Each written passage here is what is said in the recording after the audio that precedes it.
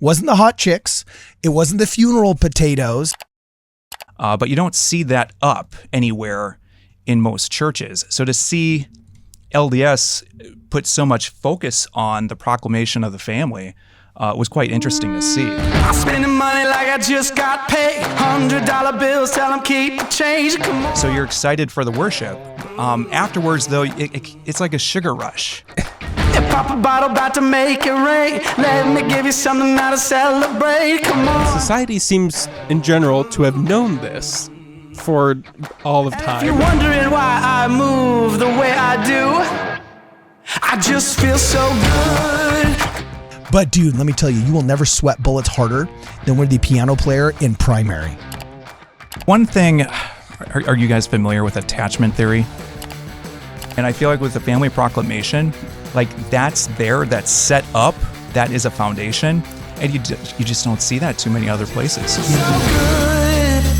The following is an episode of WardRadio and does not represent the thoughts or the opinions of CashApp, its owners, or any of its affiliates, nor does it represent the official opinion of the Church of Jesus Christ of Latter-day Saints. With that said, sit back, relax, and enjoy the program. Welcome, ladies and gentlemen, back to WardRadio. I am your host, Cardinellis, and today I'm joined in the studio by David Boice, host of 52 Churches in 52 Weeks, as well as by Luke Hansen, who is the, what are we going to call you? Editor-in-Chief. Editor-in-Chief, yes. The editor-in-chief of WardRadio News. And we're going to be talking a little bit about how David Boice was very attracted before his conversion to the proclamation of the family and what role that played in his now very popular conversion story after having toured literally basically all of North America and visiting almost every denomination therein. So Dave, just tell us what was going on and why the family, a proclamation to the world, so caught your eye. It wasn't the hot chicks. It wasn't the funeral potatoes. It wasn't the green Jello. I haven't had any funeral potatoes yet. So if someone could get me some of those, I'd really, really want to try some. So it was the family proclamation was one of the things. I know you watched an anti-Mormon video that was the camel that broke, or the straw that broke the camel's back, but you've mentioned so much the proclamation of the family. Go into detail, my man. David Boice, go. Yeah. So one of the interesting observations when doing 52 churches in 52 weeks, especially visiting the very first LDS ward that I attended, I was so surprised and shocked by the amount of families that were together during sacrament meeting. What I had seen so often in evangelical type of churches is you walk in and typically the families split up right away. So the mom and dad go to their service and then the kids go to their children's service. So for me, it was very different to see, mom, dad, Billy and Jane sitting together during sacrament meeting. And then when people are, talking, like, kids are crying and everyone is just completely, that's how church is, If it ain't crying, it's dying. Right, exactly. So to me, it was just interesting to see this modeling, this example that was going on inside an LDS church that typically, like, you go with the kids going to the more type of evangelical type of churches, like they're playing with, like, I remember I dated someone and she had kids and I asked, how was church? And it's like, oh yeah, we played with slime today. And it was very... Well, you got to justify those donations, bro, by at least providing some kind of overpriced service, such as babysitting. I guess so. So I'm learning about the slime that they were playing with. So I didn't remember anything about, talking about Jesus Christ or, maybe something about Noah's Ark or just, some of the different stories. So to me, it was just, there was some type of seed that was planted where it just didn't seem right. And like there would be other type of churches I'd go to, especially during the 52 churches in 52 weeks project where, you'd see slides and ball pits and different types of just... Dude, we got to up our game, bro. We got like those in the nursery. It's from 0 to 2 years old that you actually get to dump your kids off in the nursery. Yeah. And after that, they actually have Sunday school where you kind of got to learn to do your best to sit down. We get the wiggles out and we try and do at least one slide. There's 3 slides that are planned, but you only get through like one slide of Noah's Ark, right? I was the piano player in Sunday school for all the interesting. kids. It's the funnest job in the church. The funnest job in the church is being the piano player in primary. The Sunday school for children from the ages of 2 to 11 is called primary. And there's primary A, which is the young kids, and then primary B, which is the older kids. Yeah. So like first through maybe third grade is primary A, and then maybe fourth through sixth grade is like primary B, right? And they have a ton of fun songs they sing. A lot of it is song time where they try and be didactic and teach Bible stories through music, right? Mm-hmm. There's Jesus wants me for a son, beam, and they all jump up. You know, there's Book of Mormon stories. There's a Noah's Ark song. There's an Adam and Eve song. There's all this other stuff where they try and sing them that way. But dude, let me tell you, you will never sweat bullets harder than when the piano player in primary. You can play in front of adults and you mess up or whatever. Like, you know, they're just like, you know, they try and ignore it and keep singing. You mess up in front of the kids. He messed up, Mrs. Williams. You know what I'm saying? And you're like playing piano right there on like a hairpin trigger, man. You mess up once and you got like 17 little munchkins like laughing at you. It's pretty funny, dude. So anyway. All I knew how to play was chopsticks. So you got me beat right that's there. good. So anyway, that you thought it was interesting that entire families were there for the mass, shall you say, or the main meeting. Right. And for better or for worse, there was kids crying and parents hushing them, but we're in this together. Right, exactly. So to me, it was the example, is the modeling. And one thing I started to notice too, the more wards I'd go to, especially my local one, would be that there would be a family proclamation up inside the ward. At some place there would be something. I remember I went to the St. George Temple and they had one up as well. I think it was in the waiting room. So there was that there as well. So I think one thing that I started to kind of question too, like from an evangelical Protestant background, is like there's a few passages, but there's nothing up inside many churches about the importance of family inside the church. So you have obviously, you know, passage from Genesis, you know, where a man must leave his mom and dad and be united with his wife and become one flesh. And then you also have, you know, something from Colossians, I think it's 3:18 through 21, that basically says, you know, wives submit to your husbands, and husbands love your wives, and children obey your parents. But you don't see that up anywhere in most churches. So to see LDS put so much focus on the proclamation of the family was quite interesting to see. So I love how you just end sentences. You know what I'm saying? You're just like, it's quite interesting to see. And like there needs to be like in a video game after like the main monologue of like the bad dude says something, there's always like a before, like, you know, I don't know, the ball comes rolling down on Indiana Jones or something like that. Yikes. We need to give you one of those, bro. So it's just like David Boice's mic drop. D. Boice's drop. I have a pen. I can. Yeah, it was a pen drop. That was pretty solid, dog. It was pretty solid. Okay, so I'm smelling what you're stepping in. I'm loving what I hear. And in the pre-show for this, I thought it was so interesting that you used the word benchmark, and you said that you thought that was interesting that a church would have a benchmark. Can you just kind of clarify that real fast? I think it's just so important because you have something that you're looking towards. You have so I used to be a sales manager. So one thing that I often would teach is just like a 4-step process in terms of how I would be coaching. Number 1, set an expectation. Number 2, coach. Number 3, follow up. And then number 4 would be accountability.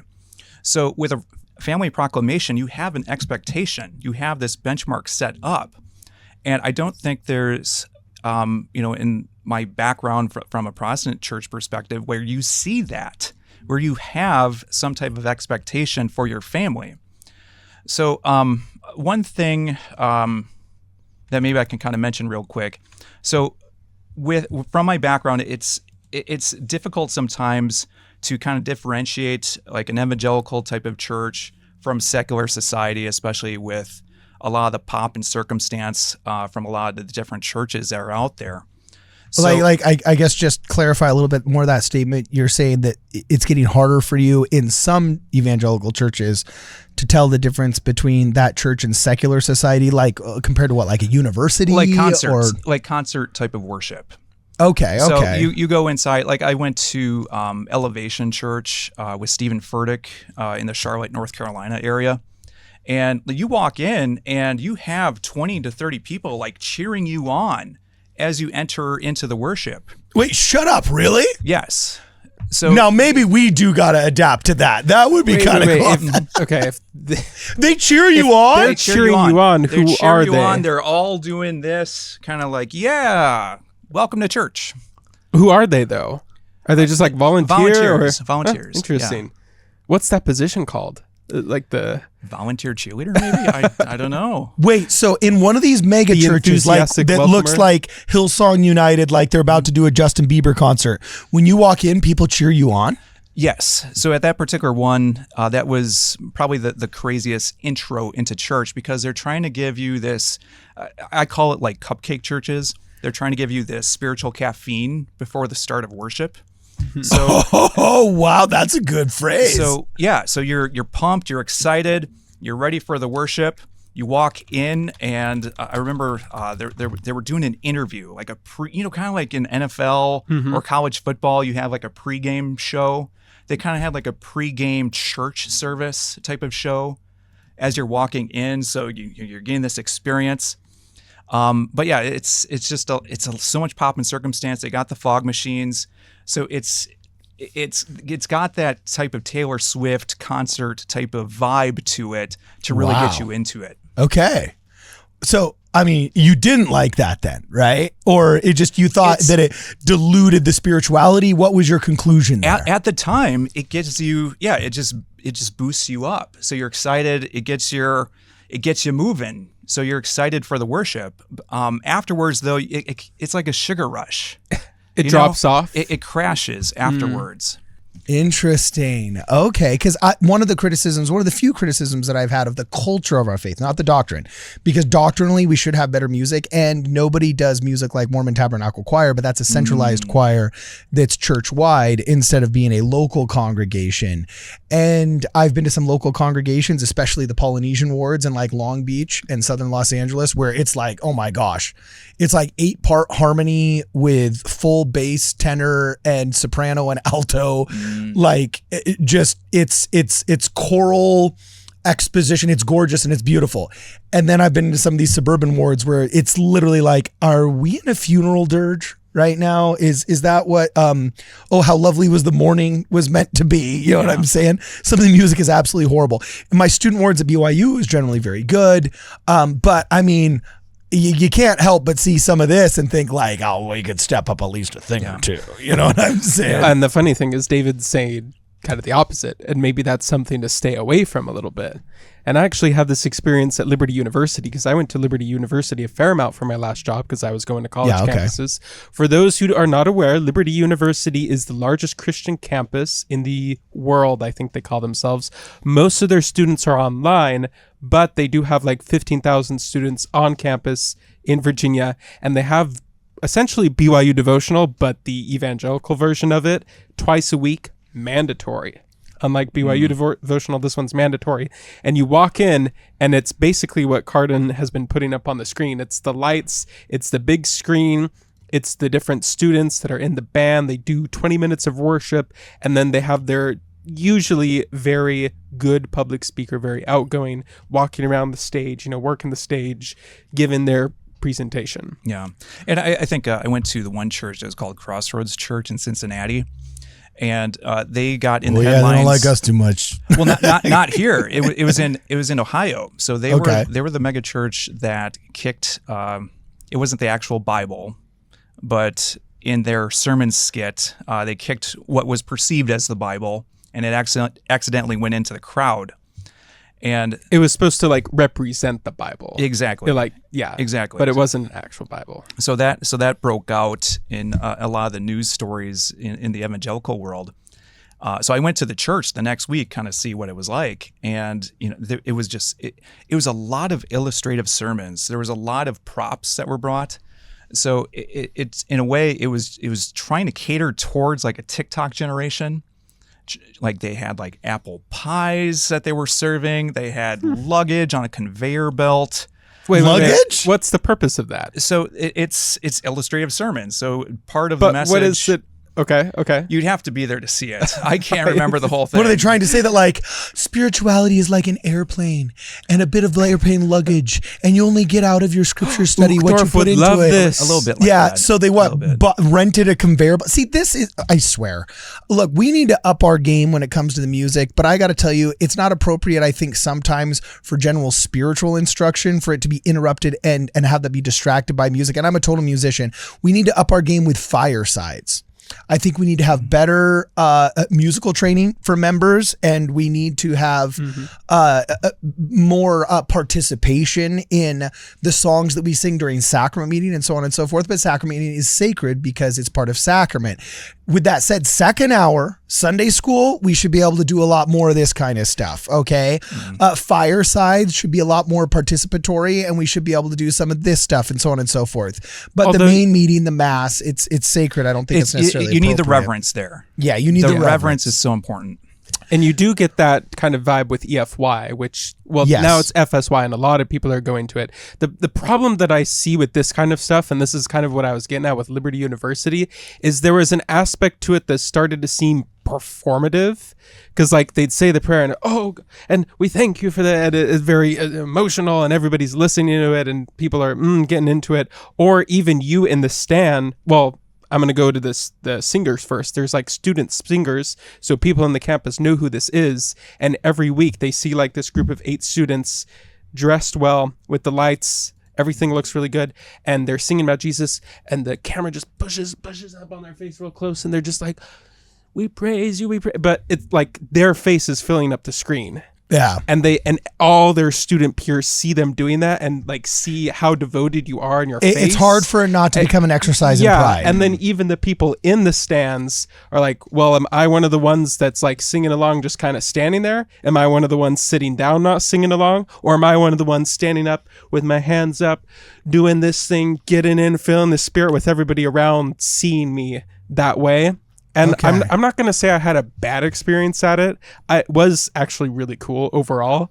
But there was just this little edge of like, I wonder if this is kind of a problem. Okay. No, I dig it. So basically, we can end right here. Sorry, my phone keeps buzzing, but it's a good kind of buzz. Guess what just happened, Luke? Guess what just happened? Another order for a shirt? We just got another order for the shirt. Hey-yo. We're almost sold out of another run right here. And with that said, if you guys want to support the channel, make sure that you guys go to wardradio.com and buy a shirt because they go on like hotcakes. We actually got an order for one of the last larges, which are almost gone. We are getting more, but those might run out too. So yeah, just it's FYI. pretty crazy. But back to finishing what we were saying here was David Boice basically said one of the interesting things that he thought in his travels of 52 churches in 52 weeks was the fact that the family proclamation was so present in all of the churches that he visited. And I guess that more intimate and personal benchmark, like you said, towards family creation, veneration, so on and so forth, really was impressive to you in comparison to the generally popularized and kind of more party-going aspect of a lot of the North American church, okay? Right. And that kind of intimacy affected you. Last question. You're a single guy. What's it like just all of a sudden diving headfirst into a major church that's like one step away from a fertility cult? You know what I'm saying? Like what's that like? You know, saying, okay, I see and I love how they venerate the family and the creation thereof to such a degree that there's actually kind of like official doctrine. There's speak of Heavenly Mother that you don't get in any other kind of churches. There's talk of God and his family and the corporeal nature of God and so on and so forth as an example of what we should do when we go out and we create our families and we become fathers, and all these quotes that you hear like Harold B. Lee saying, you know, there's no success outside the four walls of your home that will compensate for success within the four walls of your home. Like that's a beautiful thing that I love about our faith as well. But what's that like walking in these doors is just like a single bruh from not Milwaukee, but from Wisconsin, you know, and a lot all of a of sudden, cheese. If you need, I forgot to bring you guys cheese. So next time I actually visit, don't like cheese. So Really? Well, I'll it's eat okay yours. if you forgot. I love cheese. Carter Okay. can have You don't mine. think I got this by skipping cheese, did you, bro? Like, I'll take the cheese. So yeah, what was that like, man? So one thing, are you guys familiar with attachment theory? No, but it sounds like something Steve Hawking came up with in the 80s before he figured out that, his other ideas about God not existing were bogus. I don't think it was Steve So- Hawking. Anyway, Okay, keep going. But yeah, with attachment theory, I've been kind of learning about this recently because usually there's 4 different types and it's on a spectrum. So like 4 different types of what? of attachments later in life. So the normal one that you want is like a secure attachment. So what happens and how you get a secure attachment is early in childhood, from 0 to 2 years old. So typically, if you have the parents, proclamation of the family, and they're parenting, they're showing that example, you're going to raise a stronger family. But if the parents aren't there as much, then you're going to have some different type of avoidant type of personalities. Okay. They're going to have anxious attachments, or you may have like a mix with a fearful avoidant. It's a disorganized type of thing. So Are you going to tell me why I got arrested? I'm going to start crying, saying Not- that I got daddy issues here in not- 5 minutes. No, not yet. Okay, cool. We can Keep explore going. that later. Okay. I'll attend the therapy session. But no, so with the family proclamation, it's giving this model, it's giving this example, it's giving this nourishment for early childhood. So as mom and dad are there and you're showing that example inside church, you're doing that at home, like you're raising healthier, stronger families. Think of it like a tree. Like you're nourishing, you have the water, you have the sunlight. Like the most important thing for a tree to grow is at the very beginning stages. And I feel like with the family proclamation, like that's set up, that is a foundation, and you just don't see that too many other places. Now, as much as I would like to take credit for the family proclamation and how prophetic the prophets are, which they were with the proclamation. Well, then just do it and don't ruin it with the other half of that sentence, bro. No, this was actually the point I was just going to make. kidding. As much as I would like to take credit for that, society seems in general to have known this for all of time. And now all of a sudden in the last 30 years, it's like, well, no, women can work in permanently outside, like right after the baby's born, and that's not going to affect them at all. Right. Or parenting's not important. Or just freeze your eggs and Or- join corporate America until corporate America decides they don't need you anymore, and you'll still be just as happy Exactly. as your friends Right. that had children in their 20s. And by the way, if they're happy online, it's their fault and their patriarchy. And I see. I'm smelling what you're stepping in. Yeah. So what the prophetic part of the family proclamation probably isn't having these great ideas about how parenting should go, but it was just that they decided to codify that a little more as things were getting a little worse. But it was just because of the lawsuits in Hawaii. It was just because of the lawsuits in Hawaii. Have you heard this, David? Have you heard the family wait, have you heard it first? Please tell me. Yeah, please explain first. It is the family because the church is just a big corporate structure that only cares about itself and oppressing people, right? This is the theory. So All of the their anti-Mormon woke story skulls. is that the only reason the family proclamation exists is because it's a legal amicus brief for a case that was going to happen in Hawaii over, was it gay marriage or was it something else? One of I don't those know. things, yeah. But and we could dive into that, and that's not the purpose of this episode, but that was something going on. But they just like to take this very cynical approach of like the only reason it exists is as a legal document for the church in order to be able to oppress people better. Yeah, so the church could hide behind it as, they could hide their bigotry behind the First Amendment and, act like it's doctrine and it's pretty not get hardcore. sued. Interesting. We have to do an episode on really fun conspiracy theories that anti-Mormons have against the church, maybe even some of the ones that they've had against you and why you joined the Church of Jesus Christ of Latter-day Saints. Maybe on the other side of our commercial break here, we can talk about that. That I'm might not be a pretty plant. fun. Yeah, exactly. But we do have to discuss Heavenly Mother, I think. Dude, we right? got so much to talk about, but well. unfortunately, we got to pay some bills here. So we got a hard out coming out. So anyway, his name is David Boice, and he runs the YouTube channel 52 Churches in 52 Weeks. You have to check it out and support his fundraiser. You're raising funds for who, my man? And it's a noble cause. Tell us about it before we go. You got 30 seconds. Yep, we're raising money for St. Jude Children's Hospital, looking to defeat childhood cancer as I drive around to attend different type of churches. Already, like our goal right now is $52,000. We've already raised over $5,200 as we start off. So yeah, looking to do a good cause and bring some peace and protection for families that are struggling. Awesome. So his name is David Boice. The podcast is 52 Churches in 52 Weeks. The fundraiser is for St. Jude's Children's Hospital, a beautiful organization. Them and Children's Hospital of Los Angeles are the only two places you can throw money at without thinking twice in North America.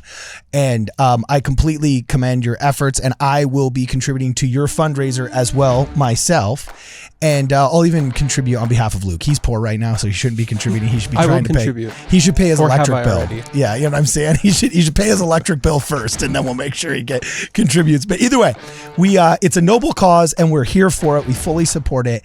And as always, for this and more, for more cool interviews and content with David Boice and us, please check us out at WardRadio.com. I just feel so good. Oh, I just feel so good.